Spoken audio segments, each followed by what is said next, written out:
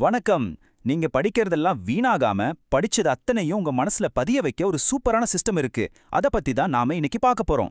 வாங்க, இனிமே நம்மளோட படிப்பு நேரத்தை ஸ்மார்ட்டா மாத்தலாம். இந்த கேள்விக்கு உங்க பதில் என்ன? நீங்களும் இப்படி ஃபீல் பண்ணிருக்கீங்களா? பல மணி நேரம் கஷ்டப்பட்டு படிப்போம், ஆனா எக்ஸாம் ஹால்ல போய் உட்கார்ந்தா எல்லாம் சுத்தமா மறந்து போயிடும். கவலைப்படாதீங்க, இது உங்களுக்கு மட்டும் நடக்கிற பிரச்சனை இல்ல. நாம எல்லாரும் இந்த தப்ப செய்றோம், ஆனா அதை சரி செய்ய ஒரு வழி இருக்கு. நம்மளோட படிப்பு முறைய ஒரு ஓட்ட விழுந்த வாளி மாதிரி கற்பனை பண்ணி பாருங்களேன். அறிவை தண்ணி மாதிரி அதுல ஊத்திட்டே இருக்கும். ஆனா என்ன பிரயோஜனம்? அந்த ஓட்ட வழியா எல்லாம் சொட்டு சொட்டா வெளியே போய்கிட்டே இருக்கு. அதனாலதான் எவ்வளோ படிச்சாலும் பலன் இல்லாம போகுது. சரி, முதல்ல அந்த வாளியில ஏன் ஓட்ட விழுதுன்னு கண்டுபிடிக்கலாம். நாம தெரிஞ்சோ தெரியாமலோ பண்ற சில தவறுகள் தான் நம்ம நேரத்தை வீணாக்குது. அது என்னன்னு இப்ப பார்க்கலாம்.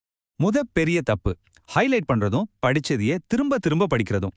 ஒரு வரிய பார்த்ததும் ஆமா இதை படிச்சிருக்கேனேன்னு மனசு சொல்லும். ஆனா அது என்னன்னு விளக்க முடியுமான்னு கேட்டா அங்கதான் பிரச்சனை. இதுக்கு பேரு வெறும் அடையாளம் காண்பது, புரிஞ்சுக்கிறதே இல்ல. ரிசர்ச் என்ன சொல்லுது தெரியுமா?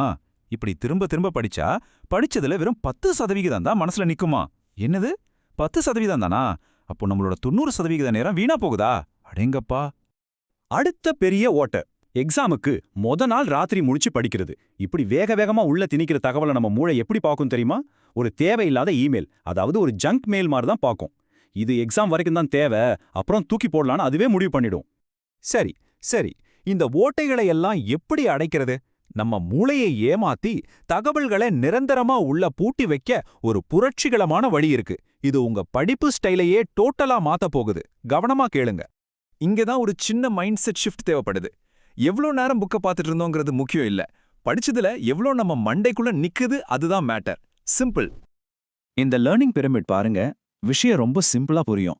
சும்மா படிச்சா வெறும் 10%, ஆனா அதே விஷயத்த மத்தவங்களுக்கு சொல்லி கொடுத்தா 90% மனசுல பதியுது.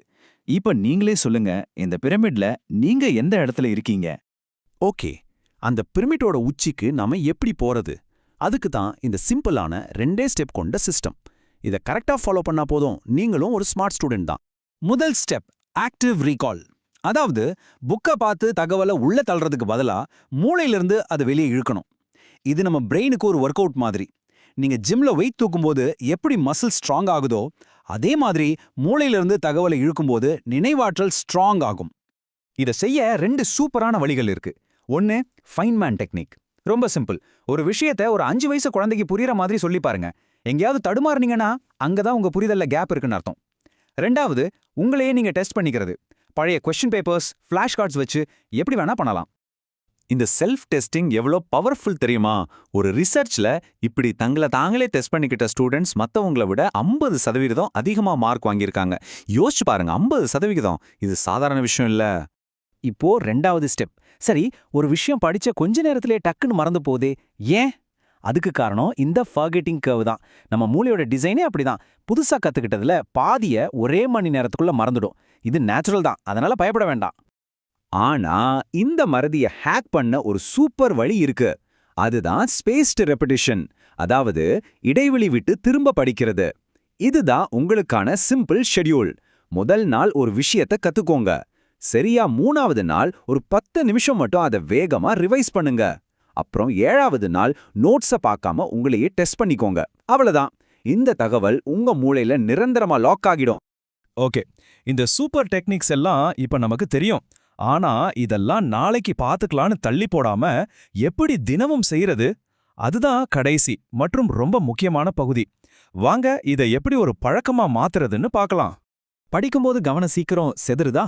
அப்போ இந்த பொமோடோரோ டெக்னிக்கை ட்ரை பண்ணுங்க. ரொம்ப சிம்பிள். 25 நிமிஷத்துக்கு டைமர் செட் பண்ணுங்க. அந்த நேரம் வேற எதையும் நினைக்காம முழுசா படிங்க.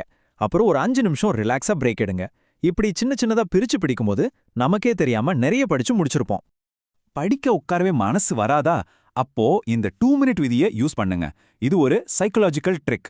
ஐயோ, 1 மணி நேரம் படிக்கணுமே நினைக்காம, சரி சும்மா 2 நிமிஷம் ஒரே ஒரு பக்கம் மட்டும் படிக்கிறேன்னு வேலையை ஆரம்பிங்க. ஒரு விஷயத்த ஆரம்பிக்கிறது தான் கஷ்டம். ஆரம்பிச்சிட்டா நம்ம மூளை அதை முடிக்காம விடாத பாருங்க. இந்த புது படிப்பு பழக்கத்தை உங்க டெய்லி ரொட்டீனோட சேர்த்துடுங்க. இதுக்கு பேரு ஹேபிட் ஸ்டாக்கிங். உதாரணத்துக்கு, காலையில டிஃபன் சாப்பிட்ட உடனே ஒரு 5 நிமிஷம் குவிஸ். நைட்டு பல் தேய்ச்சதுக்கு அப்புறம் அன்னைக்கு படிச்சத ஒரே ஒரு நிமிஷம் மனசுக்குள்ள சொல்லி பார்க்கறது. இப்படி செஞ்சா நீங்க கஷ்டப்படாமலே இது ஒரு பழக்கமா மாறிடும். அப்போ உண்மையான ரகசியம் என்ன தெரியுமா?